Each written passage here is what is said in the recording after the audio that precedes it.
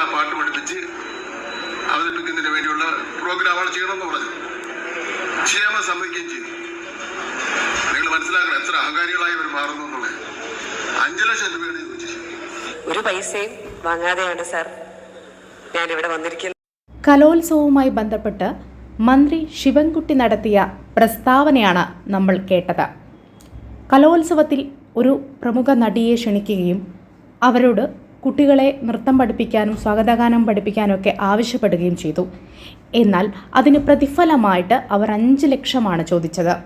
നടിമാരൊക്കെ അഹങ്കാരികളാണ് എന്നാണ് അദ്ദേഹം പറഞ്ഞു വയ്ക്കുന്നത്. എന്നാൽ നടിയുടെ പേരിവിടെ പരാമർശിക്കുന്നുമില്ല.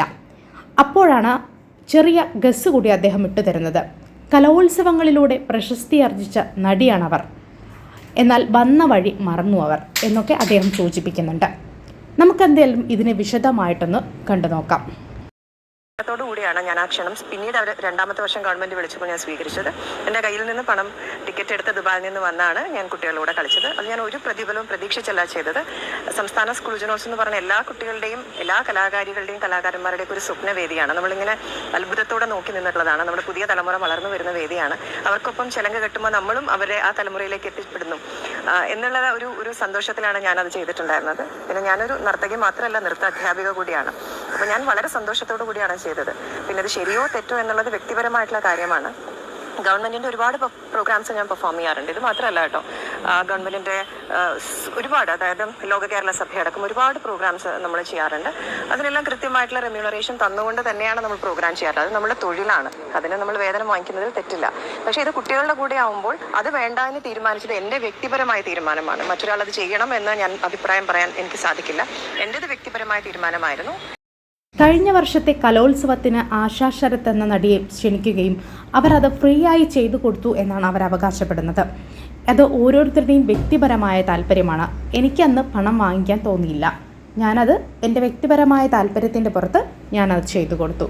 അത് ഓരോരുത്തരുടെയും വ്യക്തികളെ ആശ്രയിച്ചാണ് എന്നും അവർ പറഞ്ഞു വയ്ക്കുന്നു. എന്തായാലും മന്ത്രി ഈ പരാമർശിച്ച നടി ആരാണെന്നുള്ളത് ഇപ്പോൾ വ്യക്തമായിരിക്കുകയാണ്. നവ്യ നായരാണ്. മന്ത്രിയും നവ്യ നായരും തമ്മിൽ നേരത്തെ 2023 തുടക്കത്തിൽ തന്നെ ചെറിയ പ്രശ്നങ്ങളുണ്ടായിരുന്നു. അതുമായിട്ട് ബന്ധപ്പെട്ട് ഇതുപോലെ തന്നെ ഒരു കലോത്സവ വേദിയിൽ മന്ത്രി നവ്യയെ അപമാനിക്കാൻ തുടങ്ങിയതും, എന്നാൽ അതിന് തക്കമായ മറുപടി നവ്യ നൽകുകയും ചെയ്യുന്നുണ്ട്. നമുക്ക് ഏതായാലും ആ വീഡിയോ ഒന്ന് കണ്ടു നോക്കാം. ഒരു പരിപാടിക്ക് പോലും വൈകി എത്തുന്നത് ഒരു ജാലയായിട്ടോ അല്ലെങ്കിൽ ഒരു അഹങ്കാരമായിട്ടോ ഒന്നും കണക്കാക്കാത്ത ഒരാളാണ് ഞാൻ. ഈ പരിപാടി 5 മണിക്കാണ് എന്ന് മനസ്സിലാക്കി. കാരണം നോട്ടീസിൽ 5 മണിയായിരുന്നു. 4:45 മുതൽ റെഡിയായിരിക്കുന്ന ഒരാളാണ് ഞാൻ. ഇവിടുത്തെ ഭാരവാഹികൾക്ക് ഒരുപാട് ഭാരം ഉണ്ടായിരുന്നതുകൊണ്ട് അവരെന്നെ വിളിക്കാൻ വരെ വൈകി.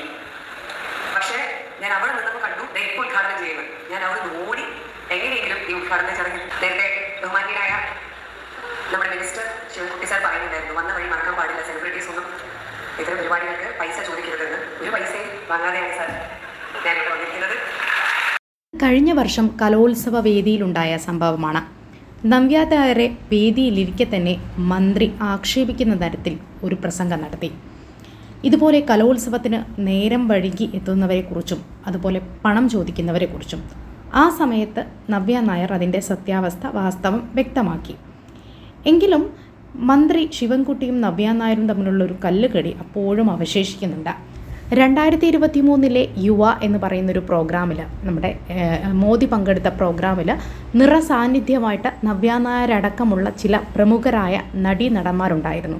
ഇതിൻ്റെ പേരിൽ കടുത്ത ആരോപണങ്ങളാണ് നവ്യ നായർ നേരിട്ടത്. ആ ഒരു പ്രോഗ്രാമിൻ്റെ ദൃശ്യങ്ങൾ നമുക്കൊന്ന് കണ്ടു നോക്കാം.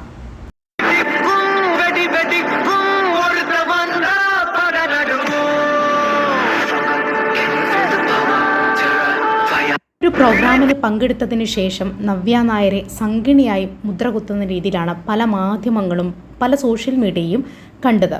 അപ്പോൾ ഇതുമായി ബന്ധപ്പെട്ട ഇടതുപക്ഷത്തിനും ആ അഭിപ്രായം ചില ആളുകൾക്കുണ്ടായിരുന്നു. അങ്ങനെ ഒരു പ്രതിഫലനമാകാം ശിവൻകുട്ടി ഇത്തവണയും പ്രതികരിച്ചത് ഇത്തരത്തിൽ നവ്യയെ ആക്രമിക്കുന്ന രീതിയിലുള്ള പരാമർശങ്ങളൊക്കെ. എന്നാൽ ഇക്കുറി മന്ത്രിക്കെതിരെ നിരവധി വിമർശനങ്ങളാണ് ആളുകൾ ഉന്നയിക്കുന്നത്. അവർ ചെയ്യുന്ന തൊഴിലിൻ്റെ കൂലിയാണ് അവർ ചോദിച്ചത് എന്ന രീതിയിൽ പല ആളുകളും ഇതിനെ ന്യായീകരിക്കാൻ ശ്രമിക്കുന്നുണ്ട്.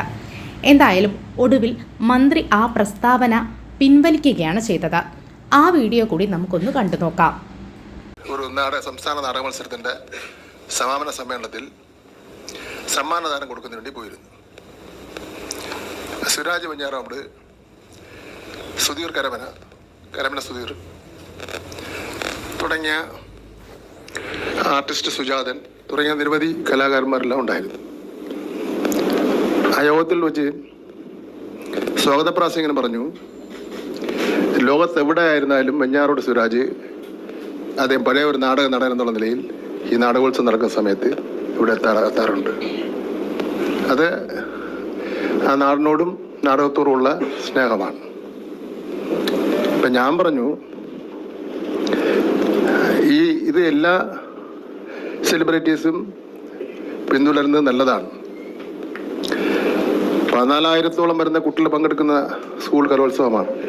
വെഞ്ഞാറമൂടിൽ ഞാൻ നടത്തിയ ഈ പ്രസ്താവന ഞാനങ്ങ് നിരവധി കോൺട്രവേഴ്സികളെ തുടർന്നാണ് മന്ത്രി ഈ പ്രസ്താവന പിൻവലിക്കുന്നത്.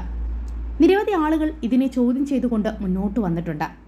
ചില ആളുകൾ നടിയുടെ പക്ഷമാണ് പിടിക്കുന്നത്. നടി ചെയ്തത് തെറ്റല്ലെന്നും അവരവരുടെ തൊഴിൽ ചെയ്തതിൻ്റെ കൂലിയാണ് ചോദിക്കുന്നതെന്നും നടിയെ ന്യായീകരിച്ചുകൊണ്ട് നിരവധി ആളുകൾ രംഗത്ത് വരുന്നുണ്ട്. അവസാനം കുരുക്കിലാവുകയാണ് മന്ത്രി. എന്തായാലും എൻ്റെ ചാനൽ ഇഷ്ടപ്പെട്ടെങ്കിൽ ഒന്ന് സബ്സ്ക്രൈബ് ചെയ്യണം. താങ്ക്